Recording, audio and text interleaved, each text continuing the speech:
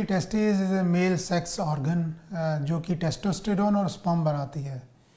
अगर in testis में abnormal cells की ग्रोथ होती है एक या दोनों टेस्टिस में तो उसको टेस्टिकुलर कैंसर बोलते हैं।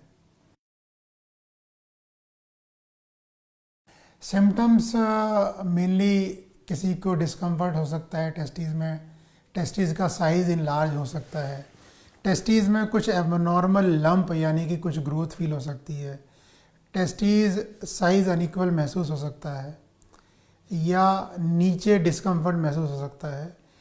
कभी कभी नॉन स्पेसिफिक सिम्टम्स भी आते हैं, किसी को वेट लॉस होता है, कफ हो सकता है, ये सब सिम्टम्स हो सकते हैं टेस्टिकुलर कैंसर के। बट मेनली अगर टेस्टिस की जो शेप है या साइज़ है अगर वो चेंज हो रहा है तो ये एक कारण हो सकता है, स्पेशली 20 से 45 साल की उम्र के बीच में।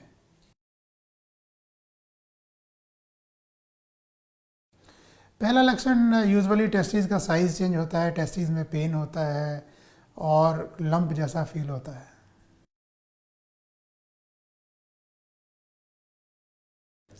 टेस्टिकुलर कैंसर के रीजंस अननोन हैं।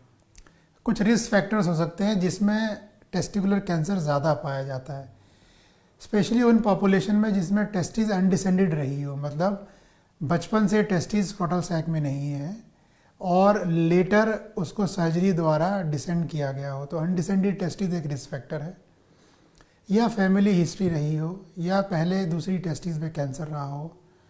कुछ स्पेसिफिक पॉपुलेशन जिनमें कुछ जेनेटिक डिफेक्ट्स होते हैं जैसे क्लिनफिल्टर सिंड्रोम वगैरह, उनमें चांसेस बढ़ सकते हैं।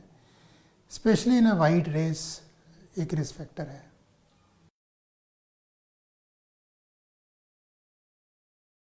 टेस्टिकुलर कैंसर यूजुअली 20 से 45 साल की उम्र में मोस्ट कॉमनली पाया जाता है।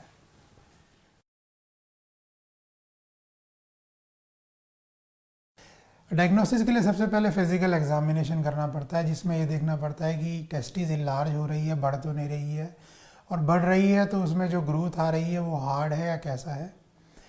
सेकंड टेस्ट होता है, कुछ ब्लड टेस्ट होते हैं जिनको हम ट्यूमर मार्कर्स बोलते हैं, जिनको करने पे पता लगाया जाता है कि क्या वो बढ़े तो नहीं है। 3 इंपॉर्टेंट ट्यूमर मार्कर जो टेस्टिकुलर कैंसर में है वो है AFB, LDH और बीटा HCG। तीसरा टेस्ट होता है इमेजिंग टेस्ट जिसमें हम अल्ट्रासाउंड या CT या MRI करा के डिटेक्ट करते हैं। और मोस्ट डायग्नोस्टिक जब इन सब टेस्टों में ये जाहिर हो जाता है कि टेस्टिस में कैंसर की संभावना बहुत ज़्यादा है या है, तो फिर टेस्टिस को निकाला जाए और बायोप्सी के लिए भेजा जाए ताकि डायग्नोज हो किस तरह का कैंसर है और कितना ग्रेड का कैंसर है।